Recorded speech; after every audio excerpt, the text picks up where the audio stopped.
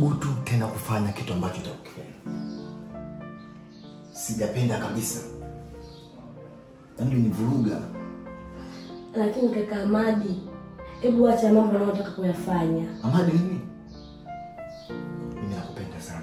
Sitaki. Nisikilize basi. Nakupenda na nataka nibadilishe maisha yako. Wewe ni mtu mwingine kabisa. Sawa?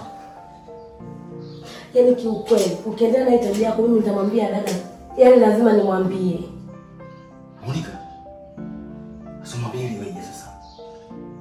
Mbona unafanya mtoto mdogo wewe? Yaani kile nikifanya kitu unatosha kunielewa. Yaani nikifanya hilo unashindwa kunielewa. Wewe mtu gani wewe? Nimekwambia nataka nibadilishe maisha yako. Mimi sitaki. Mbona unataka kuniforce? Mimi sija hapa kwa ajili ya hayo mambo. Nimekuja kufanya kazi. Hivyo watu wengine wanakuuliza ngani? Sasa nisikilize kwa mtu mmoja sawa. Hii ni nyingine. Wewe ni mtu wa muhimu sana. Na hapa nipo kwenye process nataka niache kabisa na mke wangu. Ili niishi na wewe. Nakupenda sana Monica. Sawa? Mimi sikupendi, yani sikupendi kabisa. Mbona unataka kunielewa? Mimi nitamwambia dada. Mwambie nini sasa dadako?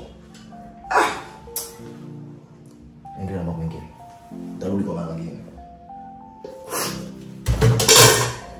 Alafu Monica. Ukiwa umechoka kazi, unapumzika unalala sawa? Mimi nataka kufanya mke wangu.